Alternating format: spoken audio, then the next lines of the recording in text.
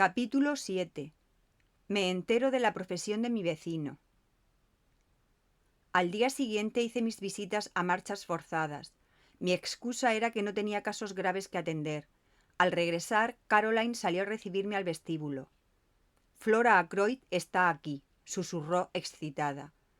Caroline se dirigió hacia nuestra pequeña sala de estar y yo la seguí. «¿Qué?» Disimulé mi sorpresa a duras penas.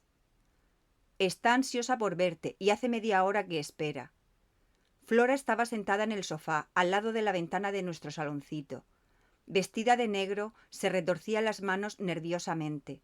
Al ver su rostro me sentí conmovido. Estaba blanca como el papel, pero cuando habló lo hizo con la misma serenidad y decisión de costumbre. «Doctor Shepard, he venido a pedirle que me ayude».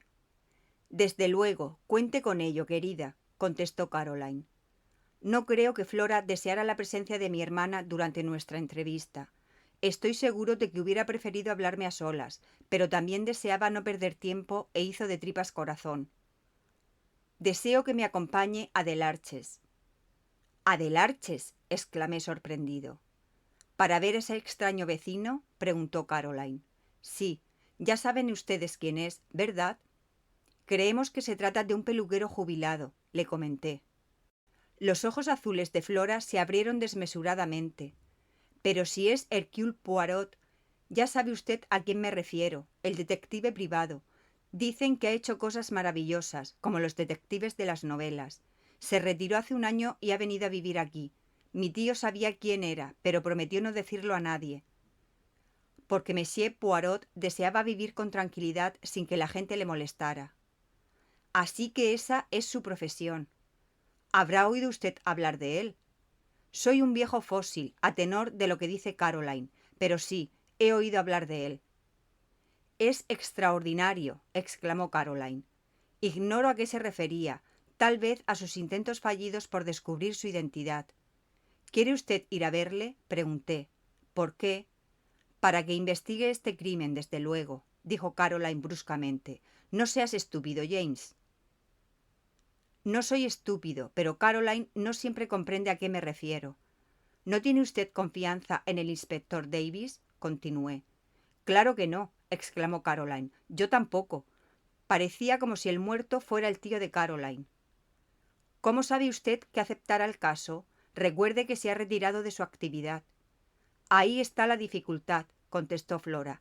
«Debo persuadirle». «¿Está usted segura de obrar bien?», añadí. «Desde luego que sí», exclamó mi hermana. «La acompañaré yo si quiere». «Prefiero que sea el doctor el que me acompañe, si a usted no le importa, Miss Shepard», rogó Flora. Evidentemente, la muchacha conocía la importancia de ir al grano en ciertas ocasiones. Con Caroline, cualquier alusión encubierta hubiera resultado inútil. «Verá usted», explicó, empleando el tacto después de la franqueza. «Mr. Shepard es médico, ha descubierto el cuerpo y podrá dar toda clase de detalles a Monsieur Poirot». Comprendo», asintió Caroline a regañadientes. Me paseé un par de veces por la sala. «Flora, déjese guiar por mí. Le aconsejo que no meta a ese detective en el caso». Flora se levantó de un salto y sus mejillas se arrebolaron. «Sé por qué lo dice usted», exclamó, «pero precisamente por ese motivo estoy ansiosa por ir a verle. Usted tiene miedo, pero yo no». «Conozco a Ralph mejor que usted». «Ralph», dijo Caroline. «¿Qué tiene Ralph que ver con todo esto?» Ninguno de los dos le hicimos caso. «Ralph quizás sea débil», continuó Flora. «Puede haber cometido locuras en el pasado, incluso cosas malvadas, pero no mataría a nadie». «No», exclamé, «no he pensado nunca en él». «Entonces», preguntó Flora, «¿por qué fue usted al Three Boars anoche al volver a su casa después de encontrar el cuerpo de mi tío?» Callé momentáneamente. Esperaba que mi visita hubiese pasado inadvertida. «¿Cómo lo sabe usted?», repliqué al cabo de unos segundos. «He ido a la posada esta mañana», dijo Flora. «Los criados me han dicho que Ralph estaba allí». La interrumpí. «¿Ignoraba usted que estuviera en King's Abbot?» «Sí, y he quedado muy sorprendida cuando en la posada he preguntado por él. Supongo que me han contado lo mismo que a usted anoche, es decir, que salió a eso de las 9 y no volvió». Sus ojos me miraron desafiantes y, como si contestara algo que viera en los míos, exclamó: ¿Y por qué no puede haber ido donde le haya dado la gana? Quizás haya regresado a Londres. Dejando su equipaje en la posada, pregunté con tacto. Flora dio una ligera patada en el suelo. Tanto da, pero tiene que haber una explicación plausible. ¿Por eso desea usted ver a Hercule Poirot? ¿No es preferible dejar las cosas como están? La policía no sospecha de Ralph en lo más mínimo, recuérdelo. Trabajan en otra dirección. Pero si precisamente sospechan de él, exclamó la muchacha. Un hombre ha llegado esta mañana a Granchester, un tal inspector Raglan, un individuo horrible, de mirada astuta y modales untuosos. He sabido que ha estado en el Three Boards esta mañana antes que yo. Me han explicado su visita y las preguntas que ha hecho. Debe de creer que Ralph es el culpable. Si es así, la opinión ha cambiado desde anoche, dije lentamente. ¿No cree en la teoría de que Parker es el criminal? Claro, Parker, dijo mi hermana con un bufido. Flora dio un paso adelante y puso una mano sobre mi hombro. Doctor Shepard, vamos inmediatamente a ver a ese Monsieur Poirot. Él descubrirá la verdad. Mi querida Flora, dije con suavidad, cubriendo su mano con la mía, ¿está usted segura de que es la verdad lo que deseamos? La muchacha me miró, inclinando la cabeza gravemente. Usted no está seguro, pero yo sí. Conozco a Ralph mejor que usted. Está claro que él no lo ha hecho, afirmó Caroline, que había conseguido guardar silencio a duras penas. Ralph puede ser extravagante, pero es un buen muchacho. Sus modales son perfectos. Deseaba decirle a Caroline que un buen número de asesinos poseen modales irreprochables, pero la presencia de Flora me contuvo. Puesto que la muchacha estaba decidida, me veía obligado a complacerla y nos pusimos en camino de inmediato antes de que mi hermana nos largara algún otro pronunciamiento de los suyos que comenzaban con sus palabras favoritas. Desde luego... Una anciana, cuya cabeza desaparecía bajo un inmenso gorro bretón, nos anunció que Poirot estaba en casa. Nos introdujo en un salón pulcro y ordenado, y al cabo de unos minutos de espera, mi amigo de la víspera se presentó ante nosotros. «Monsieur le docteur», dijo sonriente. «Mademoiselle», se inclinó ante Flora. «Tal vez haya oído usted hablar», dije, «de la tragedia de anoche». Su rostro adquirió cierta gravedad. «Sí, estoy enterado. Algo horrible. Le expreso mi más sentido pésame, Mademoiselle Ackroyd. ¿En qué puedo servirles?» «Miss Ackroyd desea que usted», comencé. «Encuentre al asesino», terminó Flora con voz vibrante. «Comprendo, pero la policía se encargará de ello, ¿verdad?» «Pueden equivocarse», dijo Flora. «Están a punto de cometer un error, según creo». «Por favor, Monsieur Poirot, ¿no quiere usted ayudarnos? Si es cuestión de dinero...» Poirot levantó la mano. «No hablemos de eso, se lo ruego, mademoiselle. No es que no me interese el dinero». Por un segundo apareció un brillo en sus ojos. «El dinero significa mucho para mí, ahora y siempre. Pero quiero que entienda claramente que, si me meto en este asunto, lo llevaré hasta el final. Un buen perro no pierde jamás un rastro, recuérdelo. Tal vez, después de estas palabras, desee dejar el asunto al cuidado de la policía local». «Quiero saber la verdad», dijo Flora mirándole a los ojos. «¿Toda la verdad?» «Toda la verdad». «Entonces acepto, y espero que no le pesará haber pronunciado estas palabras. Ahora deme los detalles». El doctor Shepard lo hará mejor que yo. Empecé una cuidadosa narración, incluyendo en la misma todos los hechos que acabo de relatar. Poirot escuchaba con atención, intercalando una pregunta de vez en cuando, pero casi siempre en silencio, con los ojos fijos en el techo. Terminé mi historia con la partida del inspector y la mía de Fairley Park la noche anterior. «Ahora», exigió Flora cuando concluí, «dígale lo de Ralph». Vacilé, pero su mirada imperiosa me instó a complacerla. Cuando anoche regresó a su casa, ¿fue primero al Three Boards?, preguntó Poirot cuando acabé mi relato. ¿Por qué? Me detuve un momento para escoger mis palabras con cuidado. Pensé que alguien debía informarle de la muerte de su tío. Después de salir de Fairley Park, se me ocurrió que posiblemente nadie, aparte de mí y de Mr. Ackroyd, estaba enterado de su presencia en el pueblo. Poirot asintió. ¿Fue ese el único motivo que le llevó allí? El único, afirmé tajante. No era para... ¿cómo lo diría? ¿Tranquilizarse usted respecto a C. Jeong Hom? ¿Tranquilizarme? Creo, monsieur le doctor, que usted comprende muy bien lo que quiero decir, aunque pretenda lo contrario. Creo que hubiera sido un alivio para usted descubrir que el capitán Patton no se había movido de la posada en toda la noche. Nada de eso, manifesté con un tono concluyente. El detective me miró mientras movía la cabeza con expresión seria. No tiene usted en mí la misma confianza que Miss Flora, pero no importa. Lo que tenemos que estudiar es esto. El capitán Patton ha desaparecido en circunstancias que requieren una explicación. No voy a ocultarles que el asunto me parece grave. Sin embargo, puede haber una explicación muy sencilla. «Es lo que digo yo», exclamó Flora ansiosa. Poirot no dijo nada más sobre ese punto. En cambio, propuso una visita inmediata a la policía local. Consideró preferible que Flora regresara a su casa y que yo lo acompañase para presentarle al funcionario encargado del caso. Así lo hicimos. Encontramos al inspector Davis frente a la comisaría. Daba la sensación de estar preocupado. Le acompañaba el coronel Melrose, jefe de policía, y otro hombre en quien, después de la descripción de Flora que lo trató de comadreja, no me fue difícil reconocer al inspector Raglan, de Cranchester. Conozco bastante bien a Melrose y le presenté a Poirot, explicándole la situación.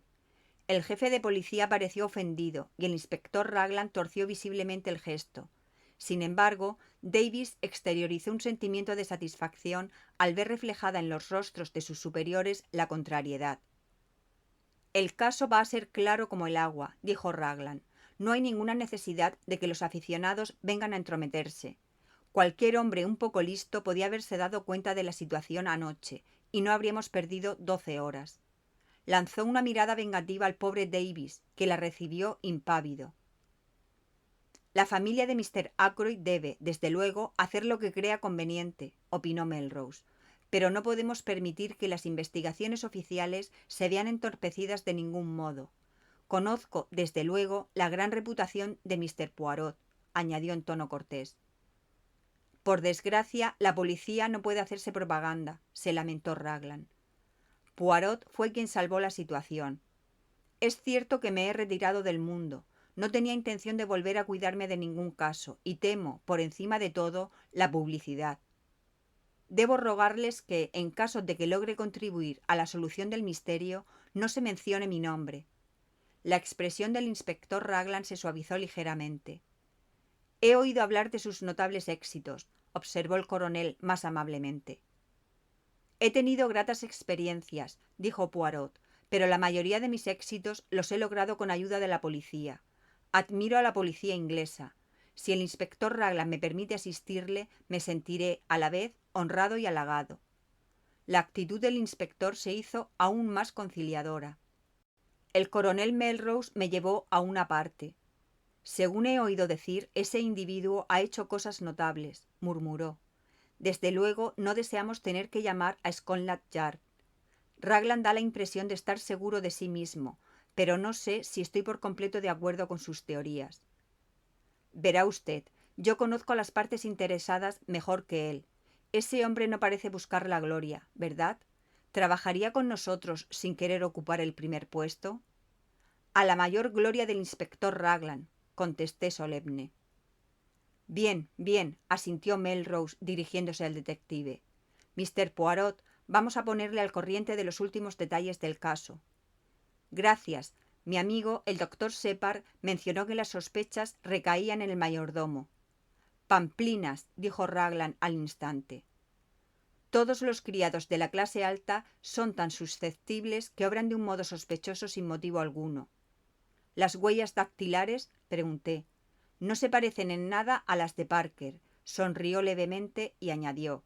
«Ni a las suyas ni a las de Mr. Raymond tampoco». «¿Qué me dicen de las del capitán Patton?», preguntó Poirot.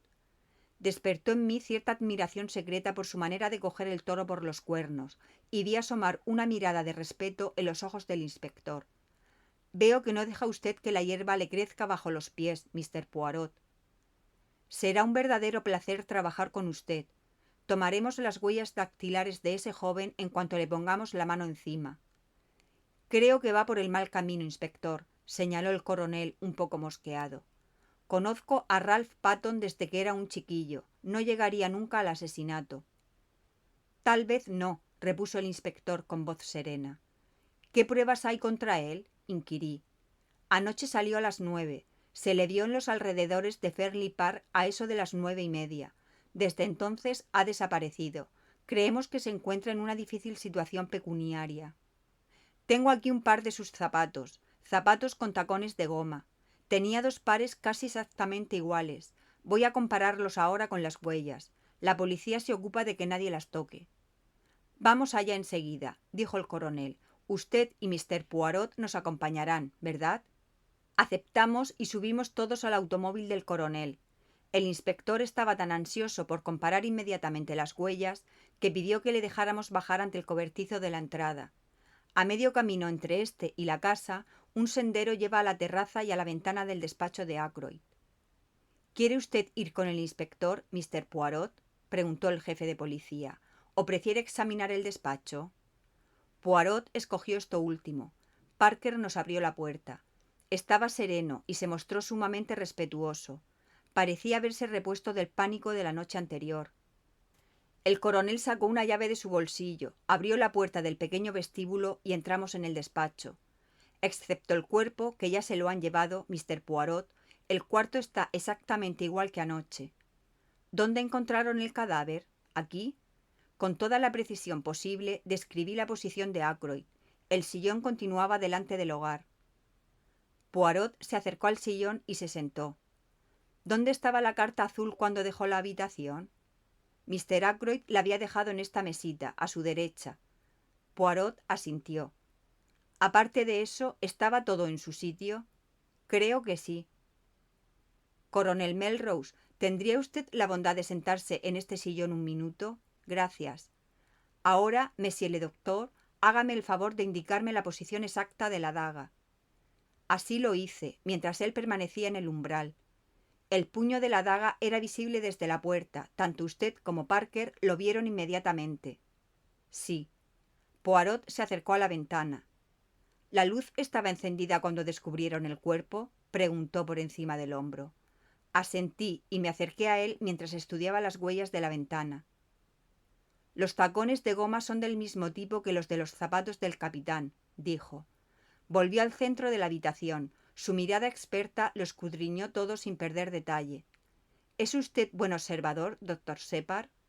Creo que sí, contesté sorprendido. Veo que había fuego en el hogar. Cuando usted echó la puerta abajo y encontró a Mr. Ackroyd muerto, ¿cómo estaba el fuego? ¿Bajo? Solté una risita de mortificación. No puedo decírselo, no me fijé. Tal vez Mr. Raymond o el comandante Bloom. El belga meneó la cabeza, sonriendo levemente. Hay que proceder siempre con método. He cometido un error de juicio al hacerle esta pregunta. A cada hombre su propia ciencia. Podrá usted darme los detalles del aspecto del paciente. Nada le escaparía en ese terreno. Si deseara información sobre los papeles de esa mesa, Mr. Raymond habría notado lo que había que ver. Para saber el estado del fuego, debo preguntarlo al hombre cuyo deber consiste en observar esa clase de cosas. Con su permiso. Se acercó a la chimenea y pulsó el timbre. Parker se presentó en 2 minutos. ¿Han llamado, señores? Entre, Parker, dijo Melrose. Este caballero quiere preguntarle algo. Parker mostró una respetuosa atención hacia Poirot. Parker, cuando usted echó la puerta abajo con el doctor Sheppard anoche y encontró a su amo muerto, ¿cómo estaba el fuego? Muy bajo, señor, contestó sin dilación.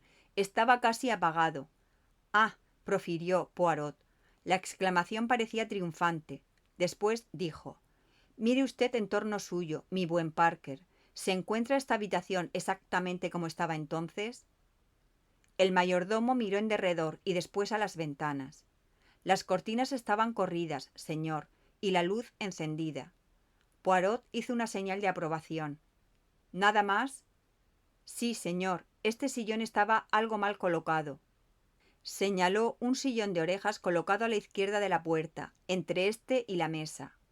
Enséñeme cómo estaba. El mayordomo apartó unos 2 palmos el sillón de la pared, dándole media vuelta, de modo que el asiento estuviera frente a la puerta. «Voilà ce qui est curieux», murmuró Poirot. «Me parece que nadie se sentaría en un sillón colocado de ese modo. ¿Quién volvió a ponerlo en su sitio? ¿Usted, amigo mío?» «No, señor», dijo Parker. «Estaba demasiado trastornado después de ver al amo». Poirot me miró. «¿Fue usted, doctor?» Meneé la cabeza. «Volví a estar en su sitio cuando llegué con la policía, señor», apuntó Parker. «Estoy seguro de ello». «Curioso», repitió Poirot. «Raymond o Bloom pueden haberlo movido», sugerí. «Seguramente no tiene importancia». «Ninguna. Por eso es tan interesante», declaró Poirot. «Dispénseme un minuto», dijo Melrose, y salió del cuarto acompañado de Parker. «¿Cree usted que Parker dice la verdad?», pregunté. «Respecto al sillón, sí. En otros detalles lo ignoro». «Descubrirá usted, monsieur le doctor, si se encuentra ante otros casos como este, que todos tienen algo en común. Que todos los que andan mezclados en el asunto tienen algo que esconder». «¿Yo también?», pregunté sonriente. Poirot me miró con atención. «Creo que sí. Pero... ¿me ha dicho usted todo lo que sabía del joven Patton?». Esbozó una sonrisa al ver mi confusión. «No tema usted, no insisto, porque me enteraré de todo a su debido tiempo». «Quisiera que me hablara de sus métodos», manifesté precipitadamente para disimular mi desconcierto. «Por ejemplo, lo del fuego». «Ah, eso es muy sencillo. Usted dejó a Mr. Ackroyd a las 9:10, ¿verdad?». «Sí, exacto». La ventana estaba cerrada y con el pestillo echado, y la puerta abierta. A las 10:15, cuando se descubre el cuerpo, la puerta está cerrada y la ventana abierta. ¿Quién la ha abierto? Se deduce que únicamente Mr. Ackroyd ha podido hacerlo, y por uno de estos motivos. Porque reinara en el cuarto un calor insoportable, pero puesto que el fuego estaba bajo y la temperatura sufrió un descenso notable anoche, hay que descartar tal posibilidad, o porque dejara entrar a alguien por ese lugar. Siendo así, debía de tratarse de una persona a la que conociera muy bien, ya que momentos antes había demostrado inquietud respecto a la ventana en cuestión. Parece muy sencillo. Todo es sencillo si se ordenan los hechos con método. Lo que nos interesa ahora es identificar a la persona que anoche se encontraba con él a las 9:30. Todo señala que fue el individuo que se introdujo por la ventana, y aunque Mr. Ackroyd habló con Miss Flora más tarde, no podemos esclarecer el misterio hasta saber quién era el visitante. La ventana podía haber quedado abierta después de franquear la entrada el asesino, y éste introducirse en la estancia, o acaso la misma persona se introdujese otra vez. «Ah, aquí tenemos al coronel». Melrose estaba muy animado. «Hemos comprobado por fin que la llamada al doctor Shepard de anoche a las 10:15 no fue hecha desde aquí, sino desde un teléfono público de la estación de King's Abbot. Y a las 10:23 el tren correo nocturno sale para Liverpool». Capítulo 8. El inspector Raglan se muestra confiado. Nos miramos unos a otros. «Supongo que hará usted averiguaciones en la estación», dije. «Por supuesto, pero no confío mucho en los resultados. Ya sabe cómo es esa estación». En efecto, lo sabía. King's Abbot es un pueblecito, pero su estación es un nudo importante. La mayoría de los grandes expresos se detienen aquí. Se añaden o quitan vagones, se forman convoys, hay 2 o 3 cabinas de teléfonos públicos. A esa hora de la noche llegan 3 trenes de cercanías que enlazan con el expreso del norte, que llega a las 10:19 y sale a las 10:23. En esos momentos la estación está en ebullición y hay pocas probabilidades de que destaque una persona determinada que esté telefoneando o subiendo al expreso. «¿Por qué telefonear?», preguntó Melrose. «Eso es lo que encuentro extraordinario. No tiene sentido». Poirot acomodó un adorno de porcelana de una de las estanterías. «No dude de que existe un motivo», afirmó por encima del hombro. «¿Pero cuál?». «Cuando sepamos eso, lo sabremos todo. Este caso es curioso y muy interesante». Había algo indescriptible en su modo de pronunciar estas últimas palabras. Me pareció que consideraba el caso desde un ángulo especial y no logré adivinar el porqué. Fue hasta la ventana y permaneció allí, mirando el exterior. ¿Dice usted que eran las 9, doctor Shepard, cuando encontró al forastero delante de la verja? Sí, oí las campanadas del reloj de la iglesia. ¿Cuánto tiempo necesitaría el forastero para llegar a la casa, a esta ventana, por ejemplo? 5 minutos por la parte exterior de la casa. 2 o 3 tan solo si hubiese tomado el sendero de la derecha que lleva directamente hasta aquí. Para eso sería preciso que conociese el camino. ¿Cómo podría explicarse? Significaría que había estado aquí antes, que conocía el terreno. Es verdad, exclamó Melrose. Sin duda, podríamos averiguar si Mr. Ackroyd había recibido a algún forastero durante la semana pasada. El joven Raymond podrá decírnoslo, señalé. O Parker, sugirió Melrose. O Toulouse-le-Duc, añadió Poirot sonriente. El coronel fue en busca de Raymond y llamó una vez más a Parker. Melrose volvió enseguida acompañado del secretario. Le presentó a Poirot. Geoffrey estaba tan alegre y sereno como siempre. Pareció sorprendido y encantado de conocer en persona al belga. No tenía idea de que viviese usted entre nosotros de incógnito, Mr. Poirot. Será un gran privilegio verle trabajar. ¿Pero qué hace? Poirot había estado hasta entonces de pie a la izquierda de la puerta. De pronto se apartó y vi que, mientras le daba la espalda, había apartado el sillón hasta colocarlo en la posición indicada por Parker. ¿Quiere usted que me siente en el sillón mientras me extrae una muestra de sangre?, preguntó Raymond de buen humor. ¿Qué piensa usted hacer? Mr. Raymond, este sillón se encontraba así cuando encontraron a Mr. Ackroyd muerto. Alguien volvió a ponerlo en su sitio. ¿Fue usted? No, no fui yo, contestó el secretario sin vacilar. No recuerdo siquiera que estuviese en esa posición. No obstante, debe de ser así, puesto que usted lo dice. Otra persona la habrá cambiado de posición. ¿Han destruido alguna pista al hacerlo? ¡Qué lástima! No tiene importancia, dijo el detective. Lo que deseo preguntarle es lo siguiente, Mr. Raymond. ¿Ha venido algún forastero a ver a Mr. Ackroyd durante esta última semana? El secretario reflexionó un minuto o dos con el entrecejo fruncido y, durante la pausa, Parker se presentó en respuesta a la llamada. No, dijo Raymond, no recuerdo a nadie. ¿Y usted, Parker? Perdón, señor. ¿Vino algún extraño a ver a Mr. Ackroyd esta semana? El mayordomo reflexionó unos segundos. Vino un joven el miércoles, señor. Creo que era de Curtis Am, Trout. Raymond hizo un gesto de impaciencia. Lo recuerdo, pero este caballero no se refiere a esa clase de extraños. Se volvió hacia Poirot. Mr. Ackroyd pensaba comprar un dictáfono, explicó. Eso nos hubiera permitido hacer mucho más trabajo en menos tiempo. La firma en cuestión nos envió un representante, pero no llegamos a un acuerdo. Mr. Ackroyd no se decidió a comprarlo. Poirot miró al mayordomo. ¿Puede usted describirme a ese joven, mi buen Parker? Era rubio, señor, y de baja estatura, bien vestido, llevaba un traje azul marino. Un muchacho muy presentable, señor, para ser un sencillo empleado. Poirot se volvió hacia mí. El hombre que usted vio ante la verja era alto, ¿verdad, doctor? Sí, mediría 1,80 m por lo menos. Entonces no van por ahí los tiros, declaró el belga. Gracias, Parker. El mayordomo se dirigió a Raymond. Mr. Hammond acaba de llegar, señor. Desea saber si puede ser útil en algo y le gustaría hablar un momento con usted. Voy enseguida, respondió el joven y salió apresuradamente. Poirot interrogó al jefe de policía con la mirada. Es el notario de la familia, aclaró el jefe. Mr. Raymond está muy atareado, murmuró Poirot. Parece diligente. Creo que Mr. Ackroyd le consideraba un secretario muy valioso. ¿Hace tiempo que está aquí? Unos 2 años. Desempeña sus funciones concienzudamente, de eso estoy seguro. ¿Cuáles son sus diversiones? ¿Es aficionado a algún deporte?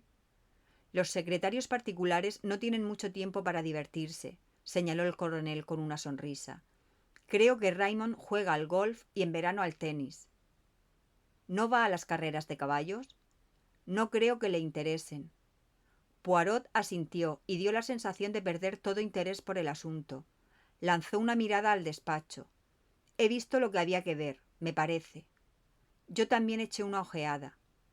Si estas paredes pudiesen hablar, murmuré. Poirot movió la cabeza. No basta con una lengua, también deberían tener ojos y oídos. Pero no esté demasiado seguro de que estas cosas inertes, tocó ligeramente la estantería al hablar, permanezcan siempre mudas. A veces me hablan. Las sillas, las mesas me envían su mensaje. Se volvió hacia la puerta. ¿Qué mensaje? Exclamé. ¿Qué le han dicho hoy? Miró por encima del hombro y enarcó las cejas enigmáticamente. Una ventana abierta, una puerta cerrada, un sillón que ha cambiado de sitio. A las tres cosas les digo ¿por qué? Y no encuentro contestación. Meneó la cabeza, hinchó el pecho y se quedó mirándonos y pestañeando. Tenía un aspecto sumamente ridículo y parecía convencido de su propia importancia. Me cruzó por la mente la duda de que no fuera en realidad tan buen detective como decían. ¿Acaso no se debería su gran reputación a una serie de felices casualidades? Creo que la misma idea asaltó al coronel, que frunció el entrecejo. ¿Desea usted ver algo más, Mr. Poirot? Preguntó el coronel bruscamente. Tal vez tendrá usted la bondad de enseñarme la vitrina de donde fue extraída el arma, después de lo cual no abusaré más de su amabilidad. Fuimos al salón, pero por el camino el policía detuvo al coronel y tras cambiar con él unas palabras, éste se excusó y nos dejó solos. Enseñé la vitrina a Poirot y después de abrir y cerrar 2 o 3 veces la tapa, el detective abrió la ventana y salió a la terraza. Yo le seguí. El inspector Ragland doblaba la esquina de la casa y se acercaba hacia nosotros. Parecía satisfecho de sí mismo. Mr. Poirot, este asunto nos dará poco trabajo. Lo siento, un muchacho como él echado a perder. Poirot cambió de expresión y habló con gran mesura. Temo que no voy a serle de gran utilidad en este caso. Otro día será, añadió Ragland con amabilidad, aunque no tenemos crímenes a diario en este tranquilo rinconcito del mundo. Poirot le miró con admiración. Ha trabajado usted con una rapidez maravillosa, observó. ¿Cómo ha llegado a este resultado, si me permite preguntárselo? Por supuesto, ante todo, con método. Eso es lo que digo siempre, método. Ah, exclamó su interlocutor, este es también mi lema, método, orden y las pequeñas células grises. ¿Las células grises? Dijo el inspector, asombrado. Las pequeñas células grises del cerebro, explicó el belga. Desde luego, supongo que todos las usamos. Más o menos. Hay diferencias de calidad. Además, es preciso tener en cuenta la psicología de un crimen. Hay que estudiarla. Ah, usted es partidario de esa teoría del psicoanálisis. Mire, yo soy un hombre sencillo. Estoy seguro de que Mr. Ragland no estaría de acuerdo, le interrumpió Poirot con una leve reverencia. Ragland, un tanto sorprendido, le devolvió la cortesía. No me entiende, añadió con una sonrisa. Son las confusiones derivadas de hablar idiomas distintos. Me refiero a cómo he empezado a trabajar. Ante todo, método. Mr. Ackroyd fue visto vivo todavía a las 10 menos cuarto por su sobrina, Miss Flora Ackroyd. Este es el hecho número 1, ¿verdad? Si usted lo dice. Pues bien, así es. A las 10:30 el doctor, aquí presente, afirma que Mr. Ackroyd estaba muerto hacía media hora. ¿No es así, doctor? Así es, media hora o algo más. Muy bien. Eso nos da exactamente un cuarto de hora, durante el cual debe de haber sido cometido el crimen. He hecho una lista de todos los habitantes de la casa, apuntando al lado de cada uno el lugar donde se encontraban y lo que hacían entre las 9:45 y las 10 de la noche. Alargó una hoja de papel a Poirot. La leí por encima del hombro de éste. Decía, en una letra muy clara, lo siguiente. Comandante Bloom, en la sala del billar con Mr. Raymond. Este último confirma el hecho. Mr. Raymond, en la sala del billar. Mrs. Ackroyd, a las 9:45 presenció la partida de billar. Se fue a la cama a las 9:55. Raymond y Bloom la vieron subir la escalera. Flora Ackroyd fue directamente del despacho de su tío a su cuarto del piso superior, confirmado por Parker y Elsie Dale, la camarera. Criados. Parker, mayordomo, fue directamente a la cocina, confirmado por Miss Russell, el ama de llaves, que bajó a hablarle a las 9:47 y se estuvo allí por lo menos 10 minutos. Miss Russell, Habló con Elsie Dale, la camarera, arriba a las 9:45. Úrsula Bourne, camarera, estuvo en su cuarto hasta las 9:55, luego en el comedor del servicio. Mrs. Cooper, cocinera, estaba en el comedor del servicio. Gladys Jones, segunda camarera, estaba en el comedor del servicio. Elsie Dale, arriba, en su dormitorio, vista por Miss Russell y Miss Flora Ackroyd. Mary Tripp, ayudante de la cocinera, estaba en el comedor del servicio. La cocinera lleva aquí 7 años, la camarera 18 meses y Parker 1 año. Los demás son nuevos en la casa. Excepto Parker, que resulta algo sospechoso, todos parecen excelentes personas. Una lista muy completa, dijo Poirot, devolviéndola a su propietario. Estoy seguro de que Parker no ha cometido el crimen, añadió gravemente. Lo mismo dice mi hermana, interrumpí, y acostumbra a tener razón. Nadie de los allí presentes hizo el menor caso de mi observación. Ahora llegamos a un detalle muy grave, continuó el inspector. La mujer que vive frente a la entrada, Mary Black, corría las cortinas anoche cuando vio a Ralph Patton entrar por la verja y acercarse a la casa. ¿Está segura de eso?, pregunté ansioso. Completamente segura. Le conoce muy bien de vista. Andaba con paso rápido y tomó el sendero que lleva en pocos minutos a la terraza. ¿Qué hora sería?, preguntó Poirot, impávido. Exactamente las 9:25, contestó el inspector. La cosa está clara como el agua. A las 9:25 el capitán Patton pasó por delante de la entrada. A las 9:30, más o menos, Mr. Jeffrey Raymond oye a alguien pedir dinero, petición que Mr. Ackroyd rehúsa. ¿Qué ocurre luego? El capitán Patton se marcha por el mismo lugar que ha entrado, por la ventana. Recorre la terraza, furioso y desilusionado. Llega delante de la ventana abierta del salón. Digamos que entonces eran las 10 menos cuarto. Miss Flora Ackroyd está dando las buenas noches a su tío. El comandante Bloom, Mr. Raymond y Mrs. Ackroyd están en la sala del billar. El salón está vacío. Se introduce en la estancia, coge la daga de la vitrina y vuelve a la ventana del despacho. Se quita los zapatos, se desliza en el interior y... No entraré en más detalles. Vuelve a salir y huye. No tiene el valor de regresar a la posada. Se va a la estación y telefonea desde allí. ¿Por qué?, dijo Poirot. Me sobresalté al oír la interrupción. Estaba inclinado y en sus ojos brillaba una extraña luz verde. Raglan se mostró desconcertado por la pregunta. Es difícil decir exactamente por qué lo hizo, manifestó. Los asesinos suelen hacer cosas asombrosas. Lo sabría usted si estuviese en el cuerpo de policía. Los más hábiles cometen a veces errores estúpidos. Venga y le enseñaré las huellas. Le seguimos por la terraza hasta la ventana del despacho. Allí, a una orden de Raglan, un agente le entregó los zapatos de Patton que habían recogido en la posada. El inspector los colocó sobre las huellas. Como verá, huellas y zapatos coinciden. Es decir, no son los mismos zapatos que dejaron estas huellas, pues se fue con ellos.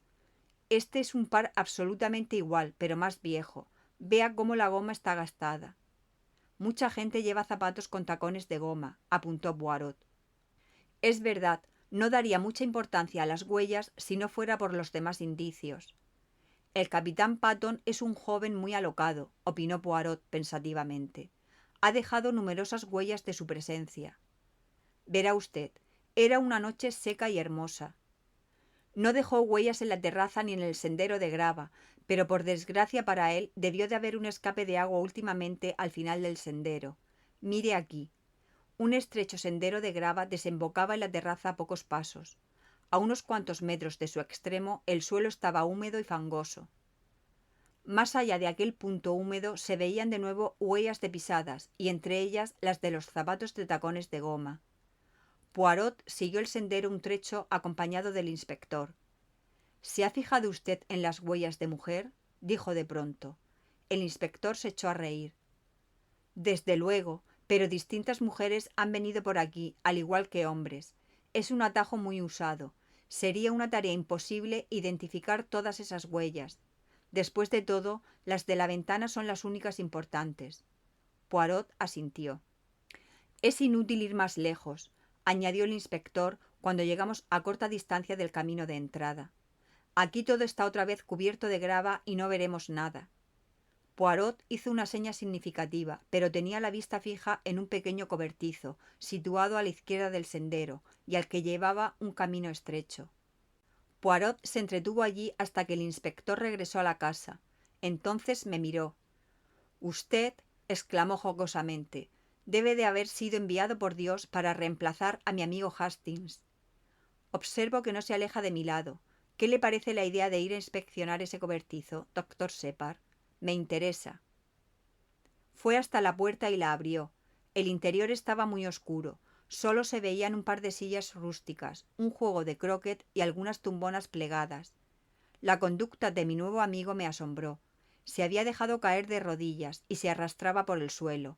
De vez en cuando meneaba la cabeza como si no estuviera satisfecho. Finalmente se sentó en cuclillas. Nada. Claro que no había que esperarlo, pero habría ayudado mucho. Cayó y se irguió de pronto. Alargó la mano hacia una de las sillas rústicas y cogió algo que colgaba de ésta. «¿Qué es eso?», exclamé. «¿Qué ha encontrado?». Sonrió, abriendo la mano para que viera lo que tenía en la palma. Era un pedacito de batista blanca y almidonada.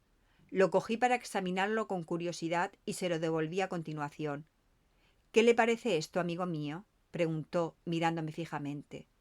«Un trozo de un pañuelo», sugerí, encogiéndome de hombros. Dio un respingo y recogí una pluma del suelo. Me pareció una pluma de oca. «¿Y esto?», gritó triunfalmente. «¿Qué le parece esto?». Me limité a contemplarlo. Se puso la pluma en el bolsillo y miró de nuevo el pedazo de tela blanca.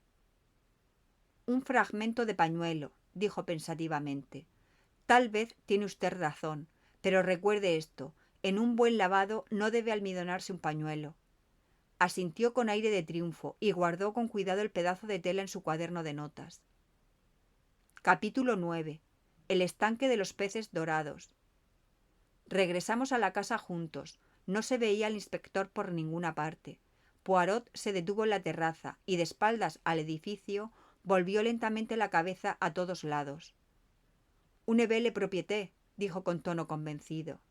«¿Quién la hereda?». Sus palabras fueron un golpe para mí, cosa extraña. Hasta entonces la cuestión de la herencia no se me había ocurrido. Poirot me miraba con atención. «Una idea nueva para usted, ¿verdad? No había pensado en ello antes». «No», confesé, «y lo siento». Volvió a mirarme con curiosidad. «¿Qué quiere usted decir con eso?». «No, no», añadió al ver que iba a hablar. «Inútile, no me diría la verdad». «Todo el mundo tiene algo que esconder», dije sonriendo. «Eso mismo». «¿Continúa usted creyéndolo?». «Más que nunca, amigo mío, pero no es nada fácil ocultarle cosas a Hercule Poirot. Tiene la especialidad de descubrirlas». Bajó la escalinata del jardín. «Paseemos un poco», dijo por encima del hombro. «El día es agradable». Le seguí.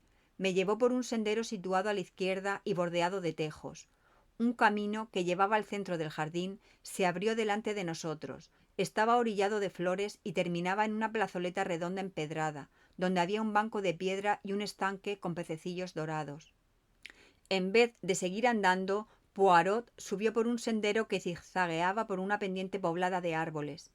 En un punto habían cortado los árboles y colocado un banco. Se admiraba desde allí una vista espléndida de la campiña y se dominaba la plazoleta del estanque. «Inglaterra es muy hermosa», afirmó Poirot, abarcando el paisaje con la vista. Sonrió y prosiguió. «También lo son las muchachas inglesas». Bajó el tono. «Chitón, amigo mío, mire el bonito cuadro que presenta a nuestros pies». Entonces fue cuando vi a Flora.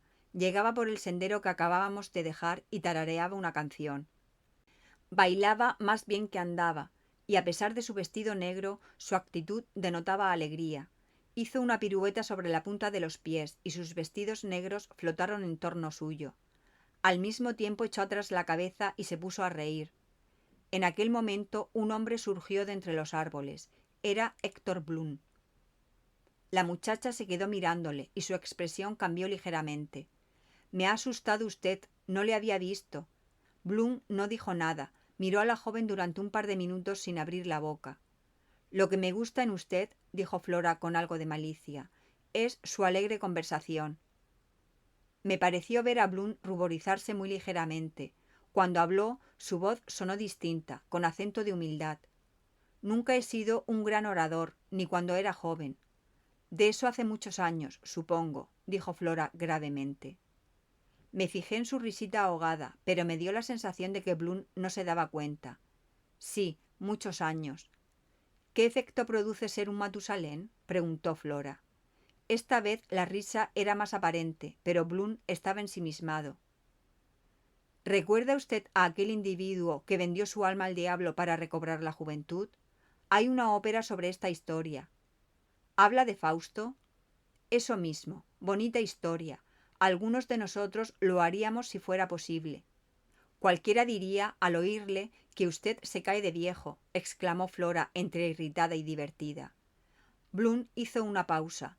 Apartó luego la mirada de Flora y mientras observaba un árbol situado a algunos pasos, dijo que ya era hora de regresar a África. ¿Va usted a preparar una nueva expedición de caza? Sí, es mi ocupación usual.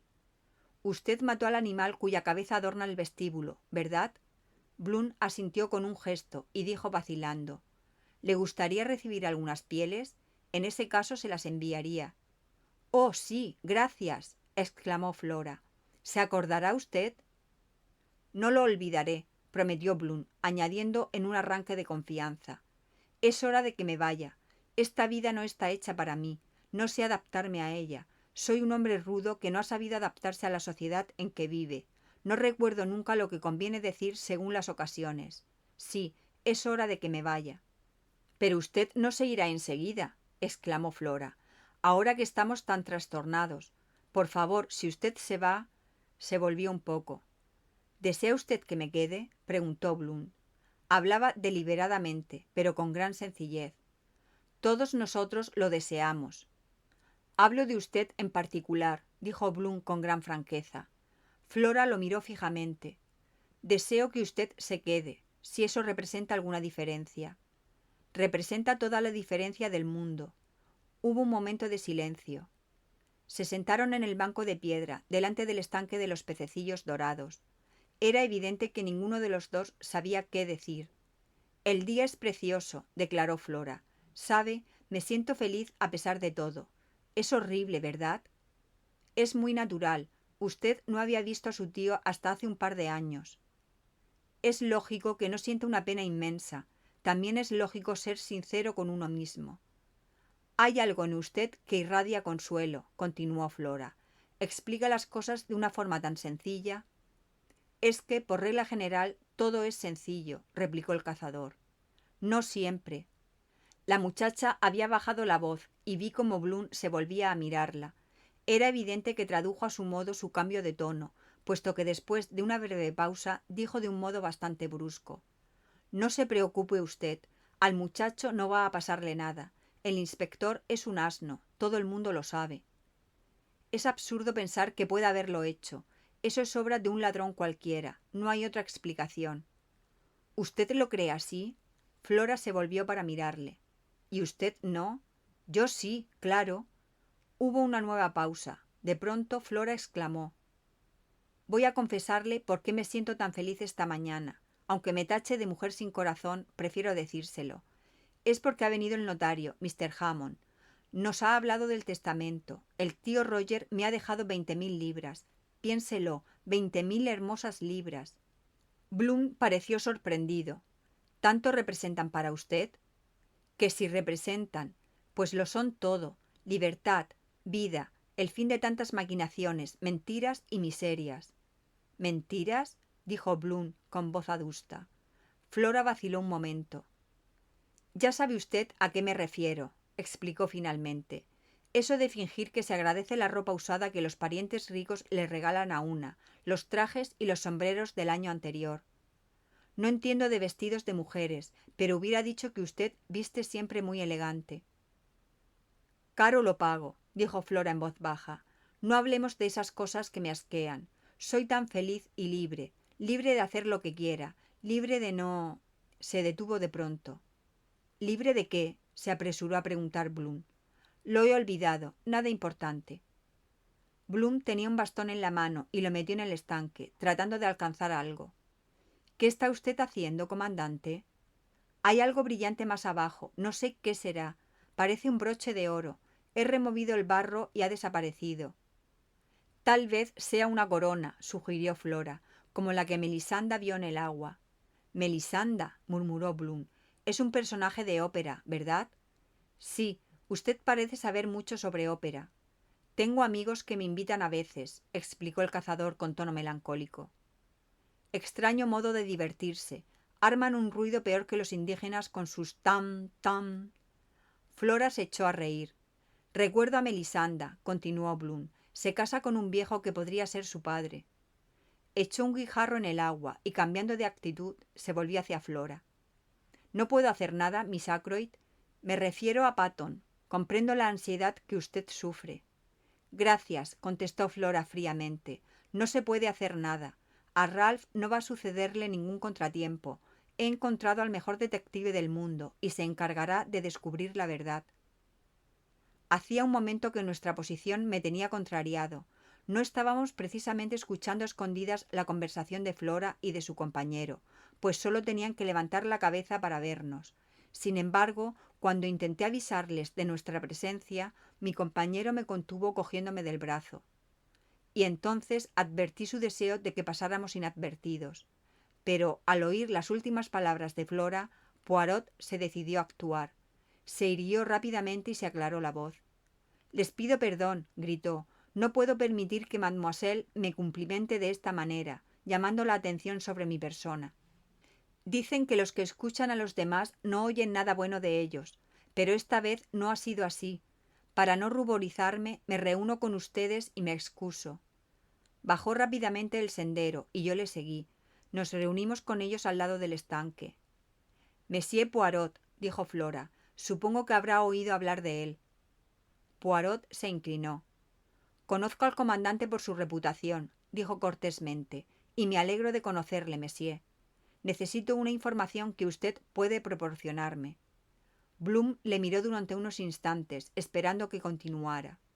«¿Cuándo vio usted vivo a Mr. Ackroyd por última vez?» «Cuando cenábamos». «¿No le vio ni le oyó después?» «No le vi, pero oí su voz». «¿Cómo es eso?» «Yo paseaba por la terraza». «Perdone, ¿a qué hora?» «A eso de las 9:30. Daba un paseo mientras fumaba y pasé frente a la ventana del salón. Oí a Ackroyd hablando en su despacho». Poirot se inclinó y arrancó un microscópico hierbajo. «¿Cómo pudo oír las voces del despacho desde aquel punto de la terraza?» Poirot no miraba a Bloom, pero yo sí tenía la vista fija en él y, con gran sorpresa por mi parte, éste se ruborizó. «Fui hasta la esquina», explicó a regañadientes. «¿De veras?» De la manera más suave posible, Poirot insistió en recabar más información. «Creí ver a una mujer que desaparecía entre los matorrales. Me llamó la atención una cosa blanca. ¿Acaso me equivoqué? Mientras estaba en la esquina de la terraza, oí la voz de Ackroyd hablándole a su secretario». «¿Hablaba con Raymond?» «Sí, eso es lo que supuse entonces, pero resulta que no era cierto». «¿Mr. Ackroyd no le llamó por su nombre?» «No». «Entonces, ¿qué le hizo pensar que se trataba de ese joven?»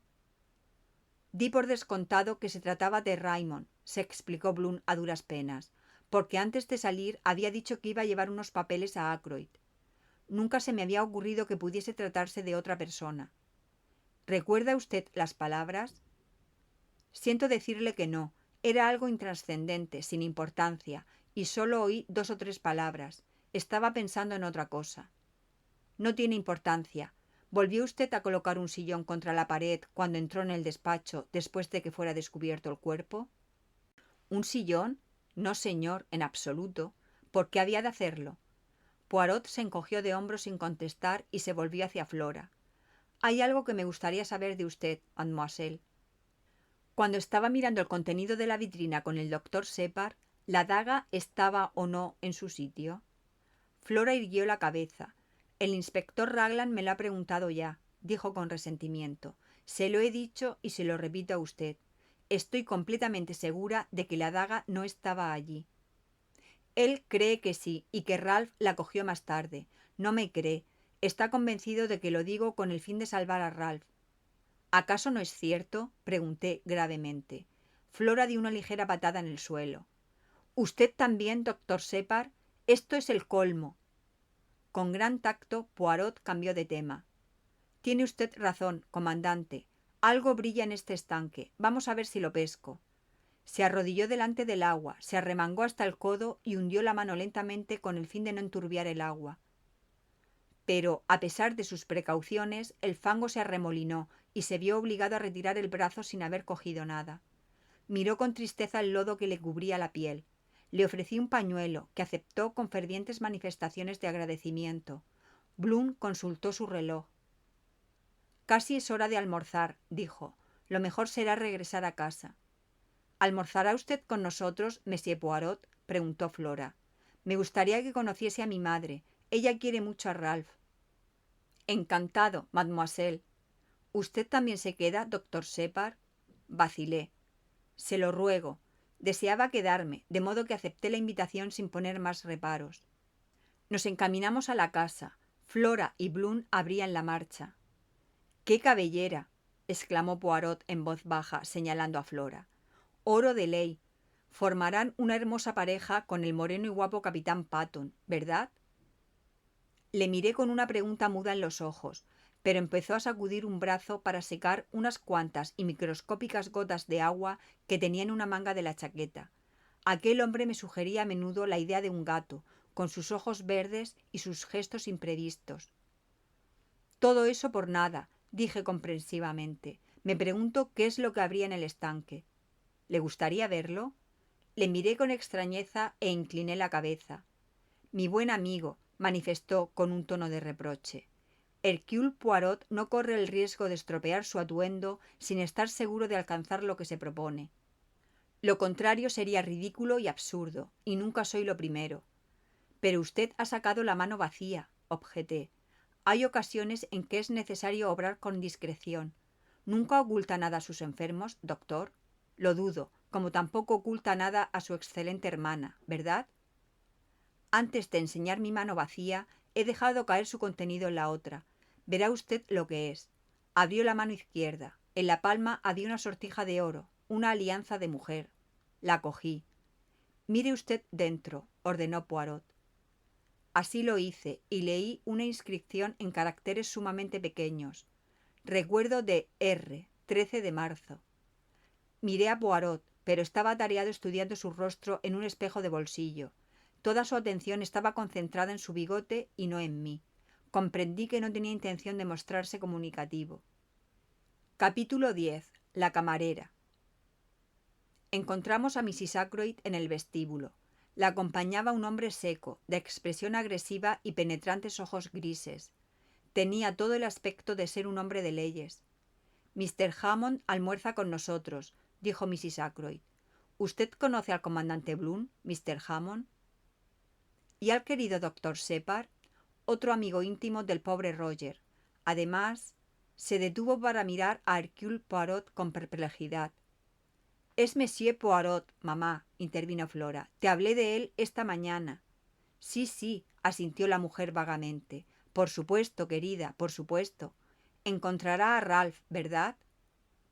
Descubrirá quién ha matado a mi tío, exclamó Flora. Oh, querida, por favor, ten compasión de mis nervios. Estoy deshecha al pensar que ha tenido que ser un accidente. Roger era tan aficionado a las antigüedades. Su mano debió de resbalar. Esta teoría fue recibida en medio de un cortés silencio. Vi que Poirot se acercaba al abogado y le hablaba a media voz, en tono confidencial. Se retiraron al hueco de la ventana. Me reuní con ellos. ¿Tal vez molesto?, pregunté. De ningún modo, exclamó Poirot amablemente. Usted y yo, monsieur le doctor, investigamos este asunto codo con codo. Sin usted estaría perdido. Deseo que el bueno de Mr. Hammond me facilite una pequeña información. Entiendo que usted actúa en nombre del capitán Ralph Patton, dijo el abogado con cautela. Nada de eso. Obro en interés de la justicia. Miss Ackroyd me ha pedido que investigue la muerte de su tío. Hammond pareció sorprendido. No puedo creer que el capitán Patton tenga algo que ver en este crimen. Sin embargo, las apariencias le acusan. El solo hecho de sus problemas financieros. ¿Andaba apurado?, repitió Poirot con viveza. El abogado se encogió de hombros. Es un estado crónico en Ralph, dijo de forma adusta. El dinero se le escurre entre las manos como el agua. Siempre tenía que recurrir a su padrastro. ¿Lo había hecho así en estos últimos tiempos? ¿Durante el último año, por ejemplo? No puedo decirlo. Mr. Ackroyd no me dijo nada de ese tema. Comprendo, Mr. Hammond. Creo que usted está al corriente de las disposiciones testamentarias de Mr. Ackroyd. Desde luego, ese es el motivo de mi presencia aquí hoy. Así pues, en vista de que actúo en nombre de Miss Ackroyd, no tendrá usted inconveniente en darme a conocer los términos del testamento. Son muy sencillos. Descartando la fraseología legal y después de hacer constar algunos legados y dávidas. ¿Qué son?, le interrumpió Poirot. Hammond pareció sorprendido. 1000 libras a su ama de llaves, Miss Russell. 50 libras a la cocinera, Emma Cooper. 500 libras a su secretario, Mr. Geoffrey Raymond. Luego a varios hospitales. Poirot levantó la mano. La parte benéfica no me interesa. Pues bien, la renta de 10.000 libras en valores debe ser pagada a Mrs. Cecil Ackroyd mientras viva. Miss Flora Ackroyd hereda inmediatamente la cantidad de 20.000 libras. El resto, incluyendo esta propiedad y las acciones de la firma Ackroyd & Son, va a su hijo adoptivo, Ralph Patton. ¿Mr. Ackroyd poseía una gran fortuna? Una fortuna cuantiosa. El capitán será un joven muy rico. Hubo un silencio. Poirot y el abogado se miraban. «Mr. Hammond», llamó la voz quejumbrosa de Mrs. Ackroyd desde el otro extremo de la estancia. El abogado se le acercó. Poirot me cogió del brazo y me llevó a la ventana. «Mire usted los lirios», observó en voz alta. «Son magníficos, ¿verdad? Tan altos y erguidos. ¡Qué visión tan hermosa!». Al mismo tiempo noté la presión de su mano en mi brazo y añadió en voz baja. ¿Desea usted de veras ayudarme, tomar parte en esta investigación? Sí, contesté con entusiasmo. Me gustaría muchísimo. No puede usted figurarse lo aburrida que es la vida que llevo. Nunca ocurre nada que rompa la monotonía. Bien, entonces seremos colegas. Dentro de unos momentos creo que el comandante Bloom se nos unirá. No se encuentra a sus anchas con la buena mamá. Hay algunas cosas que deseo saber, pero no quiero que el comandante piense que me interesa conocerlas. ¿Comprende? A usted le tocará hacer las preguntas. ¿Qué quiere usted que pregunte? Deseo que pronuncie usted el nombre de Mrs. Ferrars. Ya. Hable de ella de un modo natural. Pregúntele si se encontraba aquí cuando su esposo murió. ¿Comprende usted lo que quiero decir? Mientras contesta, estudie su rostro con disimulo. No hubo tiempo para más, pues en aquel instante, tal como había pronosticado Poirot, Bloom dejó a los demás del modo brusco que le era peculiar y se acercó a nosotros. Propuse dar un paseo por la terraza y aceptó. Poirot se quedó atrás. Me incliné con el fin de examinar de cerca una rosa tardía. «Cómo cambian las cosas en el transcurso de unos días», observé. «Estuve aquí el miércoles y recuerdo haberme paseado por esta misma terraza con un Ackroyd lleno de vida. Han transcurrido 3 días. Ackroyd ha muerto, pobre. Mrs. Ferrars también. La conoció usted, ¿verdad?» Bloom asintió. «¿La vio usted desde que está aquí?» Fui a saludarla con Ackroyd, me parece que el martes pasado. Era una mujer encantadora, pero había algo extraño en ella. No descubría nunca su juego. Observé con atención sus ojos grises. No percibí en ellos ningún cambio. Supongo que la había visto antes. La última vez que estuve aquí, ella y su esposo acababan de instalarse. Se detuvo un instante y añadió: «Es extraño, pero desde entonces Mrs. Ferrars cambió mucho». «¿En qué sentido?» «Aparentaba 10 años más». «¿Estaba usted aquí cuando su esposo murió?», pregunté, procurando hablar del modo más natural del mundo. «No, y por lo que he oído decir, el mundo no perdió gran cosa con su muerte. Esta opinión carece tal vez de espíritu caritativo, pero es la expresión de la verdad». Le di la razón. Ashley Ferrars, comenté con cautela, no era lo que se llama un esposo modélico. Un canalla, eso es lo que era. No, solo un hombre que tenía demasiado dinero. Ah, el dinero. Todas las desgracias del mundo son atribuibles a él o a su carencia. ¿Cuál de estos dos casos, comandante Bloom, coincide con el suyo? Me basta con lo que tengo para satisfacer mis deseos. Soy uno de esos afortunados mortales. Claro que sí. Lo cierto es que de momento no me sobra el dinero. Heredé el año pasado y como un imbécil me dejé persuadir para invertirlo en una empresa dudosa. Le expresé mi simpatía y le expliqué mi caso, bastante similar. Sonó el gong y nos dirigimos al comedor. Poirot me llevó aparte. Y bien, ¿qué le parece?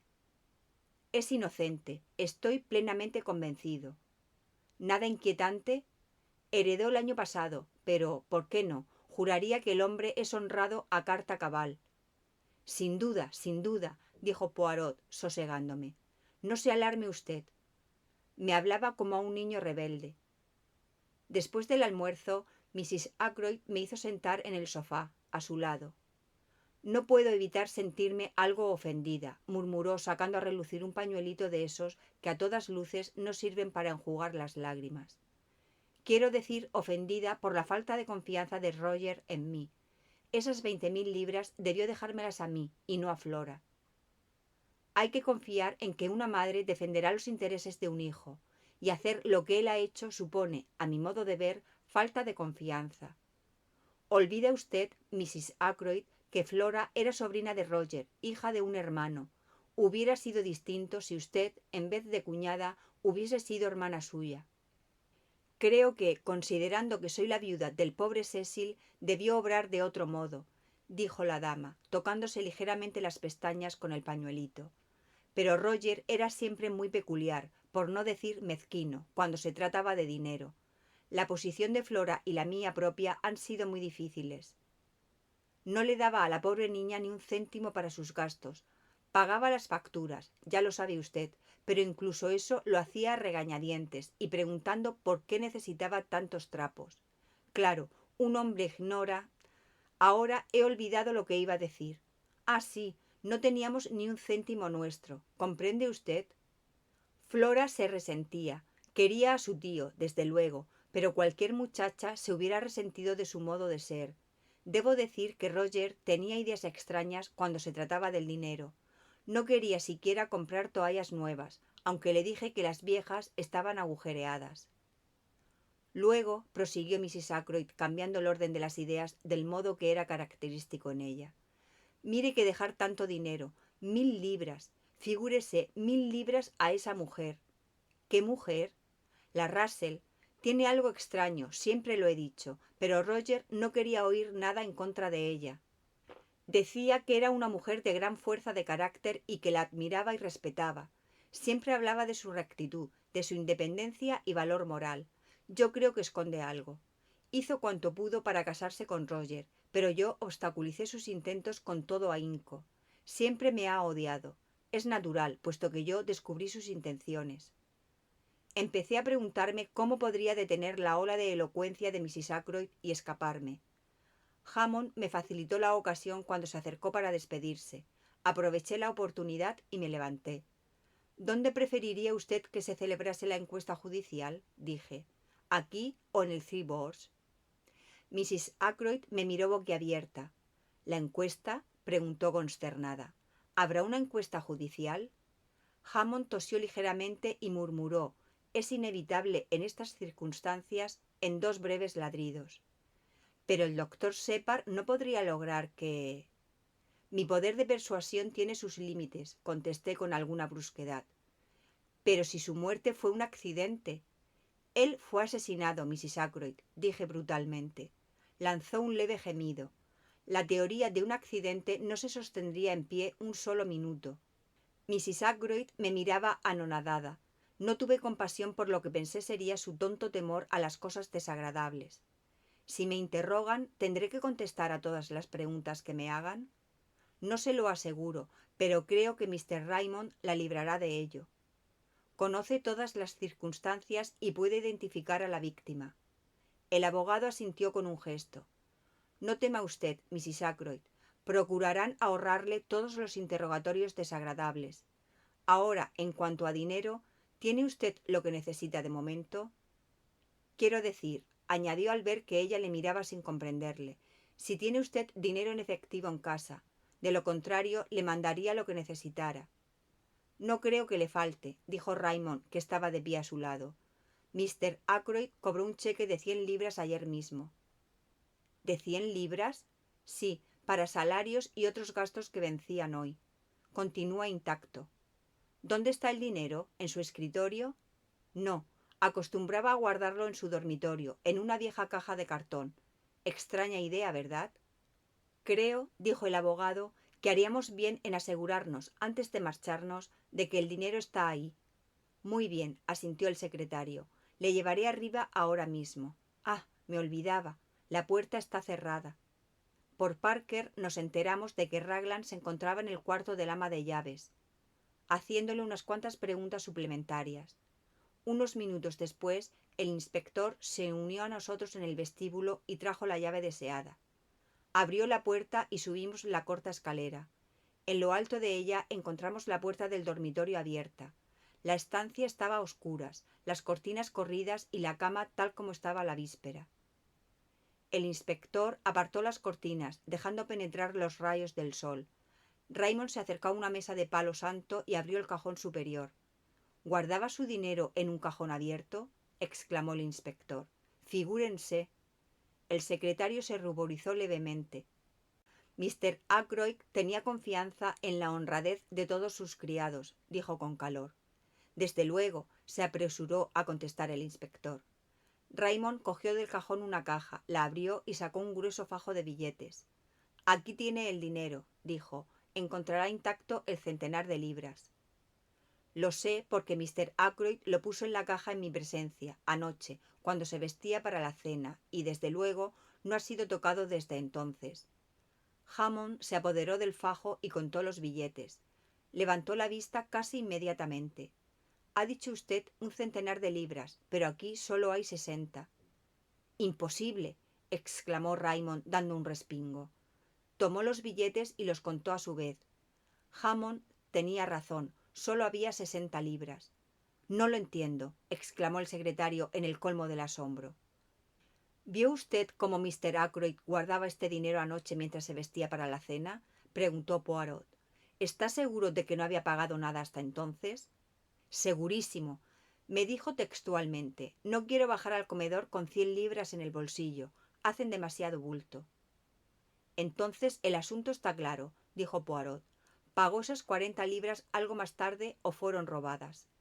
Exacto, asintió el inspector. Se volvió hacia Mrs. Ackroyd. ¿Cuál de las criadas estuvo ayer en esta habitación? Supongo que la camarera entraría a última hora para preparar la cama. ¿Quién es? ¿Qué sabe usted de ella? No hace mucho que está en la casa, contestó Mrs. Ackroyd. Es una muchacha del campo, sencilla y buena chica. Deberíamos aclarar este asunto, afirmó el inspector. Si Mr. Ackroyd pagó esta suma en persona, tal vez tenga alguna relación con el crimen. ¿Cree usted que los demás criados son todos de confianza? Diría que sí. ¿Nunca faltó nada antes de hoy? No. ¿Nadie del servicio se ha despedido? La otra camarera se marcha. ¿Cuándo? Me parece que dio aviso ayer. ¿Se lo dijo a usted? Oh, no, yo no me ocupo del servicio. Miss Russell es quien se cuida de esas cosas. El inspector reflexionó un momento, inclinó la cabeza y observó. Voy a decirle unas palabras a Miss Russell, y de paso veré a esa muchacha, la Dale. Poirot y yo le acompañamos al cuarto del ama de llaves. Miss Russell nos recibió con su sangre fría habitual. Hacía 5 meses que Elsie Dale trabajaba en Fairley Park. Era una buena chica, trabajadora y que se hacía respetar. Tenía buenas referencias. Era la persona menos indicada para coger algo que no le perteneciera. ¿Y la otra camarera? Ella también es una chica excelente, muy pacífica y trabajadora. ¿Por qué se va entonces?, preguntó el inspector. Miss Russell apretó los labios. No tengo nada que ver con su marcha. Me parece que Mr. Ackroyd la regañó ayer por la tarde. Su obligación era limpiar el despacho y creo que tocó papeles de la mesa. El señor se enfadó y la muchacha dijo que se iría. ¿Quieren ustedes hablar con ella? El inspector aceptó. Yo me había fijado en la muchacha cuando servía el almuerzo. Era alta, con una mata de pelo castaño recogida en la nuca, y tenía unos grandes ojos grises de mirada firme. Se presentó al llamarla el ama de llaves, y permaneció muy erguida delante de nosotros, mirándonos con sus ojazos. —¿Usted se llama Úrsula Ball? —preguntó el inspector. —Sí, señor. —¿Se va usted de la casa? —Sí, señor. —¿Por qué? Cambié de sitio unos papeles de la mesa de Mr. Ackroyd. Se enfadó y le dije que lo mejor sería que me fuera. Él me contestó que sí y que lo hiciera cuanto antes. —¿Se encontraba usted en el dormitorio de Mr. Ackroyd anoche para preparar la cama? —No, señor. Eso es trabajo de Elsie. Yo nunca entro en esas habitaciones. Debo decirle, hija mía, que una importante cantidad de dinero ha desaparecido del cuarto de Mr. Ackroyd. Por fin la vi cambiar de expresión y un intenso rubor le cubrió el rostro. No sé nada de ese dinero. Si usted cree que yo lo cogí y que el señor me despidió por eso, se equivoca. No la acuso de haberlo robado. No se enfade. La muchacha le miró fríamente. Si lo desea puede registrar mi habitación, señaló desdeñosamente. Pero no encontrará nada. Poirot intervino de pronto. Fue ayer por la tarde cuando Mr. Ackroyd la despidió, o usted se despidió, ¿verdad? La muchacha asintió. ¿Cuánto tiempo duró la entrevista? ¿La entrevista? Sí, la entrevista entre usted y Mr. Ackroyd en el despacho. No lo sé. ¿20 minutos? ¿Media hora? Algo así. ¿No duró más? ¿Más de media hora? No. Gracias, mademoiselle. Miré a Poirot con curiosidad. Estaba ordenando los objetos que cubrían la mesa y los ojos le brillaban de un modo peculiar. Gracias, basta con eso, dijo el inspector. Úrsula se marchó y Raglan se volvió hacia Miss Russell. ¿Cuánto tiempo hace que está aquí? ¿Tiene usted una copia de las referencias que le dieron de ella? Sin contestar a la primera pregunta, Miss Russell se acercó a un archivador, abrió uno de los cajones y sacó un puñado de cartas sujetas por una pinza. Escogió una de ellas y se la ofreció al inspector. No está mal. Mrs. Richard Follett, Marby Grange. Marby, ¿quién es esa mujer? Pertenece a una buena familia del condado. Bien, el inspector le devolvió el sobre. Vamos a interrogar a la otra camarera, Elsie Dale. Era una muchacha alta y gruesa, rubia, de rostro agradable, pero de expresión algo estúpida. Contestó de buena gana nuestras preguntas y se mostró muy disgustada al enterarse de la desaparición del dinero. No creo que esconda nada, observó el inspector después de despedirla. ¿Y Parker?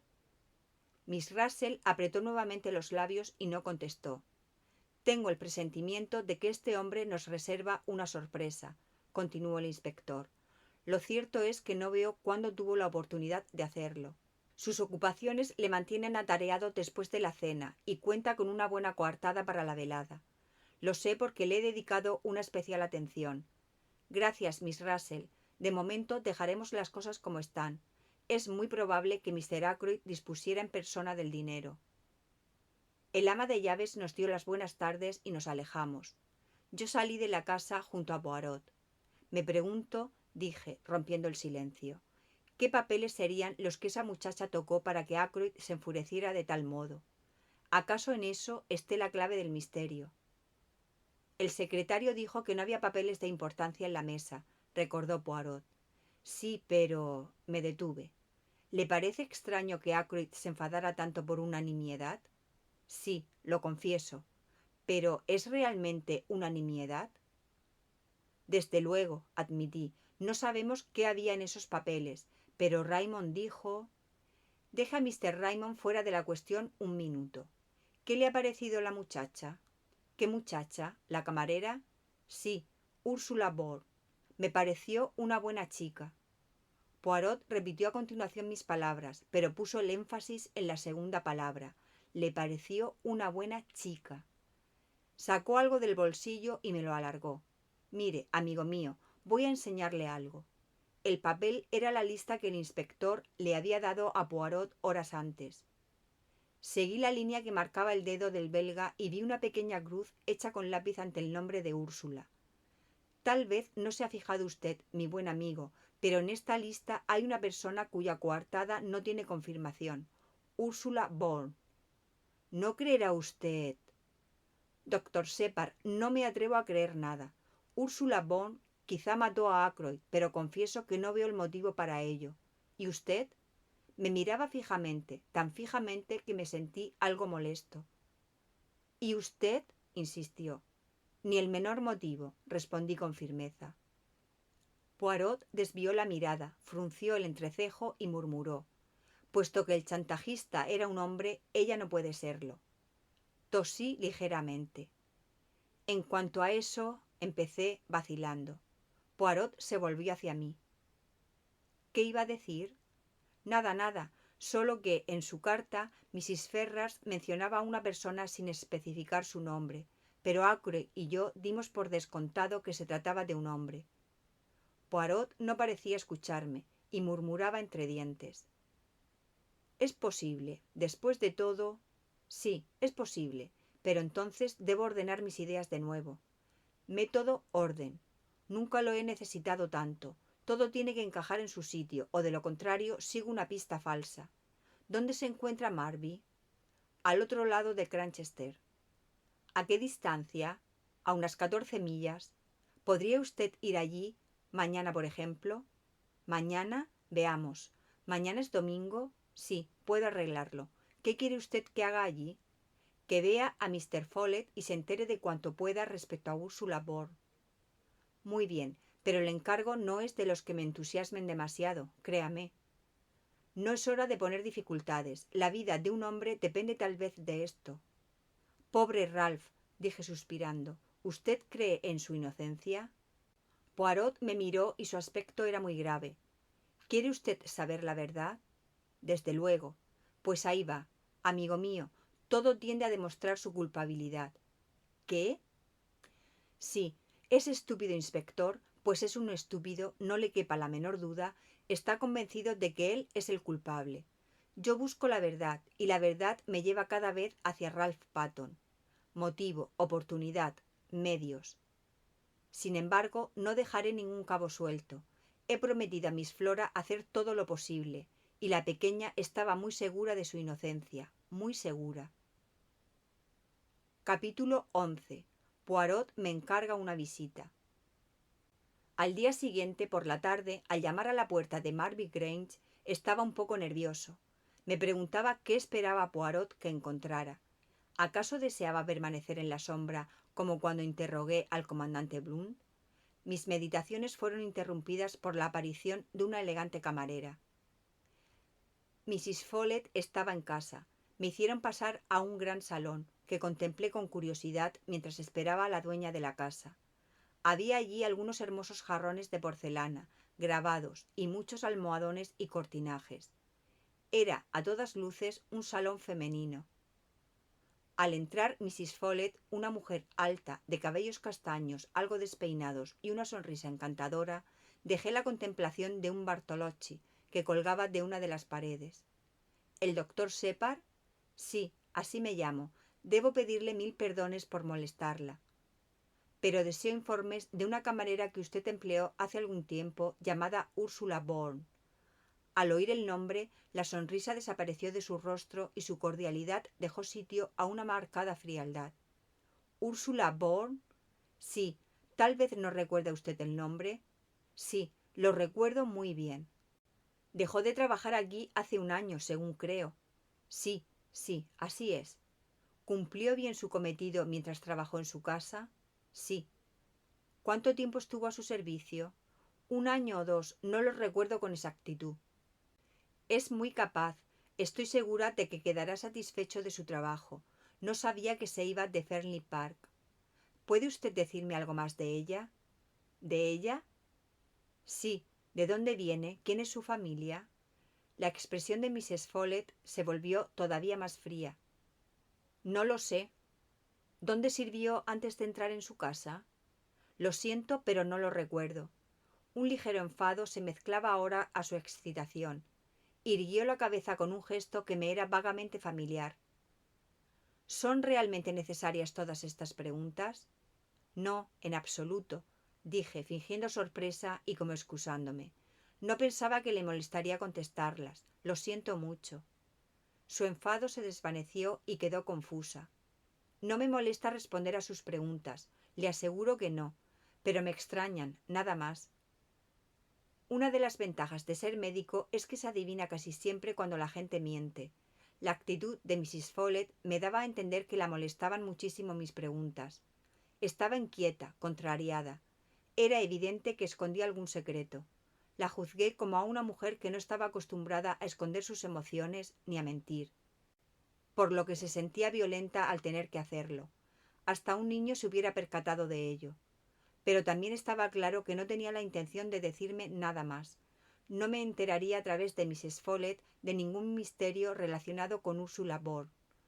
Vencido, me excusé una vez más y salí de la casa. Fui a ver a 2 enfermos y llegué a casa a eso de las 6. Caroline me esperaba con el té preparado, y su rostro revelaba esa excitación peculiar que conocía tan bien. Estaba buscando información o bien tenía noticias interesantes que comunicar. Me pregunté cuál de las dos cosas sería. He tenido una tarde interesantísima, empezó, cuando me dejaba caer en mi sillón y alargaba los pies hacia el fuego, que ardía alegremente. ¿De veras? ¿Ha venido quizá Miss Gannett? Esa digna mujer es uno de nuestras principales cotillas. Piensa bien, a ver si lo adivinas, dijo Caroline muy complacida. Fui dando nombres hasta acabar con todos los informadores de mi hermana. Esta continuaba negando con la cabeza de un modo triunfante. Al final me lo dijo. Mr. Poirot, ¿qué te parece? Me parecía un sinfín de cosas, pero tuve el cuidado de no decirlas a Caroline. ¿Por qué ha venido? Para verme, naturalmente. Me ha dicho que, conociendo a mi hermano como le conoce, esperaba tener el placer de conocer a su encantadora hermana. Quiero decir, tu encantadora hermana. ¿De qué ha hablado? Mucho de él y de los casos que le han sido confiados. Conoce al príncipe Paul de Mauritania, el que acaba de casarse con una bailarina. ¿Sí? Hace unos días leí un párrafo muy interesante sobre ella en Society Snippets, donde se decía que era en realidad una gran duquesa rusa, una de las hijas del zar que logró escapar de los bolcheviques. Pues bien, resulta que Poirot descubrió un crimen misterioso en el que iban a verse involucrados. El príncipe Paul estaba loco de gratitud. ¿No le regaló acaso un alfiler de corbata con una esmeralda del tamaño de un huevo de paloma? Pregunté sarcásticamente. No me lo ha dicho. ¿Por qué? Por nada.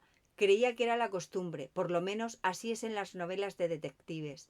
El superdetective tiene siempre sus habitaciones llenas de rubíes, perlas y esmeraldas regaladas por sus reales clientes.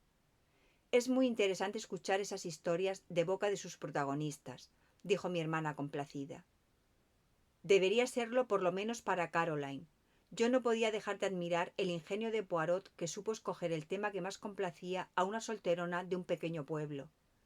¿Te ha dicho que la bailarina era realmente una gran duquesa? No estaba autorizado a revelarlo, contestó Caroline dándose aires de importancia. Me pregunté hasta qué punto Poirot habría alterado la verdad al hablar con mi hermana. Era posible que no hubiera dicho nada, sino dejado creer mucho enarcando las cejas o encogiéndose de hombros. Después de eso, supongo que estás dispuesta a comer en su mano. No seas vulgar, James. No sé dónde aprendes esas expresiones tan ordinarias. Probablemente en casa de mis enfermos, que son mi único lazo con el mundo exterior. Por desgracia, no hay entre ellos ni príncipes reales ni interesantes emires rusos. Caroline se subió las gafas sobre la frente y miró con atención. Estás de mal humor, James. Debe de ser el hígado. Toma una píldora azul esta noche. Al verme en mi casa, nadie diría nunca que soy doctor en medicina. Caroline receta tanto para mí como para ella. Maldito sea mi hígado, dije con irritación. ¿Habéis hablado del crimen? Naturalmente, James. ¿Acaso se puede hablar de otra cosa en este pueblo? He conseguido aclararle algunos puntos a Mr. Poirot, que se ha mostrado muy agradecido. Dice que tengo el instinto de un verdadero detective y una intuición maravillosa de la naturaleza humana. Caroline se parecía a un gato, harto de crema. Ronroneaba de placer. Ha hablado mucho de las células grises del cerebro y de sus funciones. Dice que las suyas son de primera calidad. No me extraña, observé amargamente. La modestia no se cuenta entre sus cualidades. Me gustaría, James, que no fueras tan criticón. Mr. Poirot considera muy importante que Ralph aparezca cuanto antes y que explique cómo empleó su tiempo. Afirma que su desaparición producirá una impresión malísima en la encuesta. ¿Qué le has contestado? Que estaba de acuerdo con él, dijo mi hermana con aire de suficiencia. Además, le he explicado cómo la gente juzga los hechos. Caroline, manifesté con un tono severo, ¿le has dicho a Mr. Poirot lo que oíste en el bosque el otro día? Sí, contestó Caroline muy ufana. Me levanté y empecé a andar por el cuarto. Supongo que sabes lo que haces, señalé nerviosamente. Le estás poniendo la cuerda al cuello a Ralph Patton con tanta seguridad como tú estás sentada en esa silla. Nada de eso, replicó Caroline sin inmutarse. Lo que me ha extrañado muchísimo es que tú no se lo hayas dicho. Me he guardado muy bien de hacerlo. Quiero de veras al muchacho. Yo también, por eso digo que piensas en tonterías. No creo que Ralph haya asesinado a su tío, de modo que la verdad no puede hacerle daño, y debemos ayudar a Mr. Poirot en todo lo que podamos. Piensa en la posibilidad de que Ralph estuviera con la misma chica la noche del crimen, y si es así, tiene una coartada perfecta. Si tiene una coartada, ¿por qué no viene a decirlo? Teme ocasionar disgustos a la chica, pero si Mr. Poirot la encuentra y le hace ver que es su obligación, se presentará por sí misma para demostrar la inocencia de Ralph. Me parece que has imaginado una novela romántica. Lees demasiada literatura barata, Caroline. Siempre te lo he dicho. Volví a sentarme en mi sillón. ¿Poirot te ha preguntado algo más? Solo respecto a los enfermos que recibiste aquella mañana. ¿Los enfermos? Repetí sin comprender. Sí, los del consultorio. ¿Cuántos y quiénes eran? ¿Quieres hacerme creer que has sido capaz de decirle eso? Caroline es realmente sorprendente. ¿Por qué no? Inquirió con tono triunfal. Veo el sendero que lleva a la puerta de tu consultorio desde esta ventana y tengo una memoria excelente, James. Mucho mejor que la tuya. Deja que te lo diga. Estoy convencido de ello. Mi hermana prosiguió, contando con los dedos. Vino la vieja Mr. Bennet y el muchacho de la granja que tenía un dedo herido. Dolly Grice, para que le quitaras una aguja que se clavó en el dedo. El camarero norteamericano del transatlántico. Déjame contar, llevamos 4. Sí, y el viejo George Evan, con su úlcera. Además, se detuvo de un modo significativo. ¿Sí? Caroline creó el clímax apropiado y triunfal para sisear con su mejor estilo y ayudada por las muchas eses a su disposición. Miss Russell. Se recostó en su silla y me miró fijamente, y cuando mi hermana te mira así es imposible no darse cuenta. No sé a qué te refieres, dije, mintiendo con descaro. ¿Por qué no había de venir Miss Russell a consultarme respecto a su rodilla enferma? ¿Qué rodilla enferma ni qué narices? Monsergas, tiene la rodilla tan enferma como tú y yo. Lo que buscaba era otra cosa. ¿Qué? Caroline tuvo que confesar que lo ignoraba. Pero ten por seguro que eso es lo que Mr. Poirot deseaba saber. Esa mujer esconde algo y él lo sabe. Es la misma reflexión que Mrs. Ackroyd me hizo ayer, exclamé. Decía que Miss Russell tenía algo sobre su conciencia. Ah, exclamó mi hermana misteriosamente. Mrs. Ackroyd, ¿otra qué tal? ¿Otra qué? Caroline rehusó explicar sus observaciones. Se limitó a sentir varias veces, dobló su labor y subió a su cuarto para ponerse la blusa de seda de color malva y el medallón de oro, que era su atuendo para cenar. Me quedé mirando el fuego y pensando en las palabras de Caroline. ¿Habría venido Poirot en realidad para obtener informes sobre Miss Russell? ¿O la mente tortuosa de Caroline había interpretado sus reflexiones de acuerdo con sus propias ideas? La conducta de Miss Russell aquella mañana no había sido sospechosa, pero recordaba su insistencia sobre el tópico de las drogas y los venenos. Sin embargo, eso no probaba nada. Ackroyd no había muerto envenenado. Así y todo era extraño. Oí la voz de Caroline llamándome desde lo alto de la escalera. «James, Vas a retrasarte para la cena. Eché carbón al fuego y subí obedientemente. Conviene tener paz en casa a cualquier precio.